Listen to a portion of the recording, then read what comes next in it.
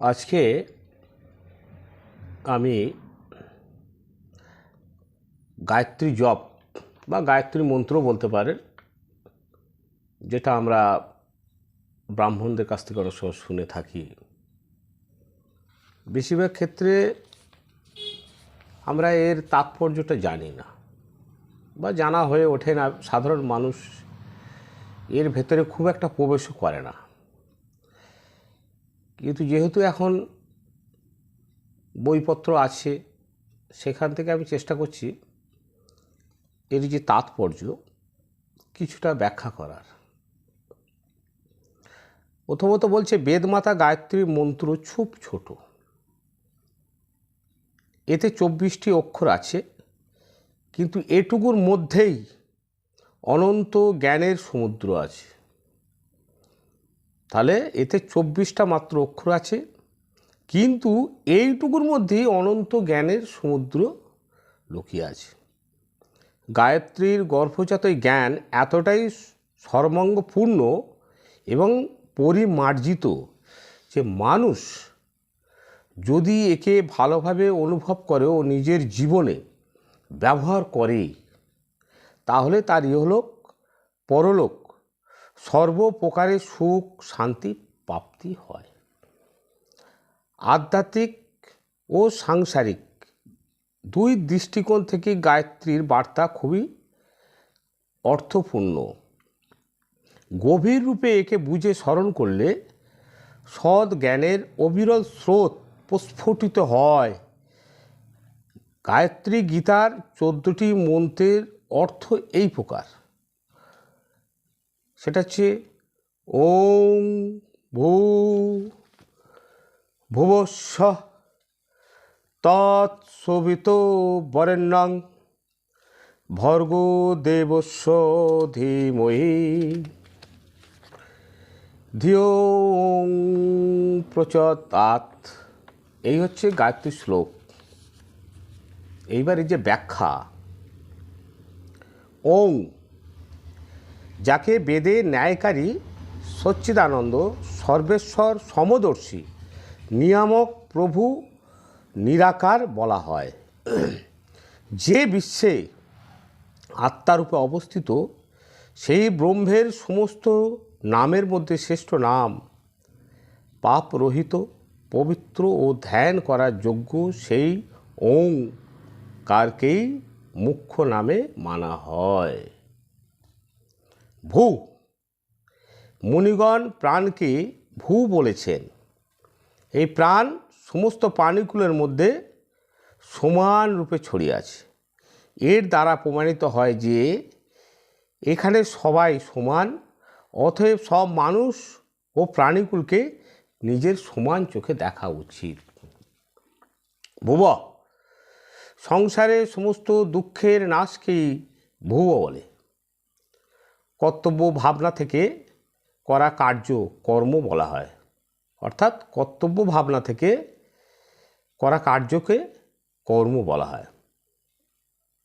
পরিণামে সুখের ইচ্ছাকে ত্যাগ করে যে কাজ করে সেই মানুষ সদা প্রসন্ন থাকে। স, এই শব্দ মনের স্থিরতার নির্দেশ করে।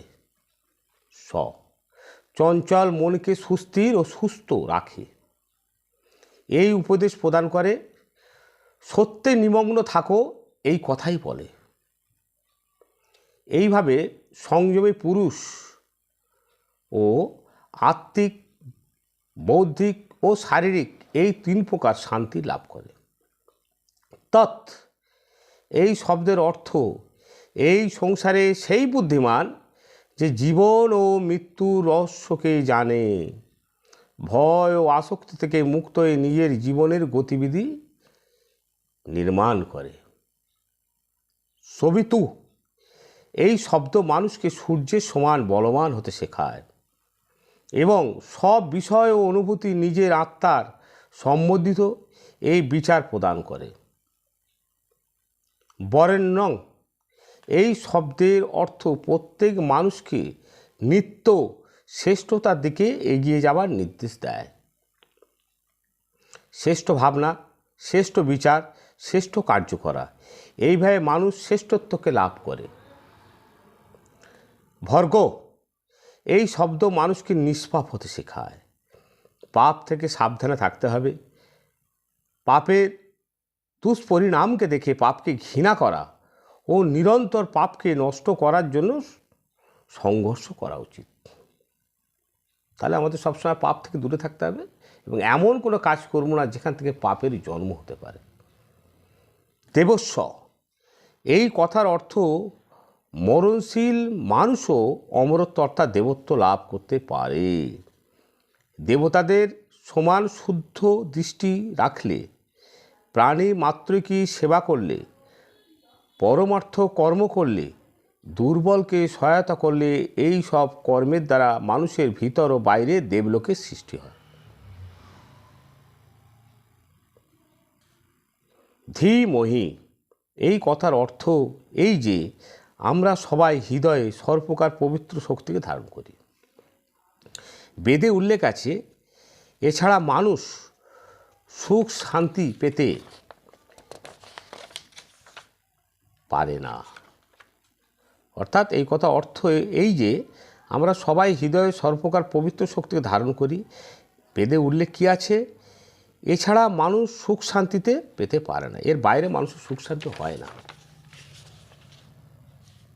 ধিয় পদের মাধ্যমে বলা হয়, বুদ্ধিমানদের উচিত যে তারা বেদ শাস্ত্রের অমৃত সমান উৎকৃষ্ট তত্ত্বকে নিজের শানিত বুদ্ধির দ্বারা অবগত হোক, কারণ শুদ্ধ বুদ্ধির দ্বারাই সত্যকে জানা যায়।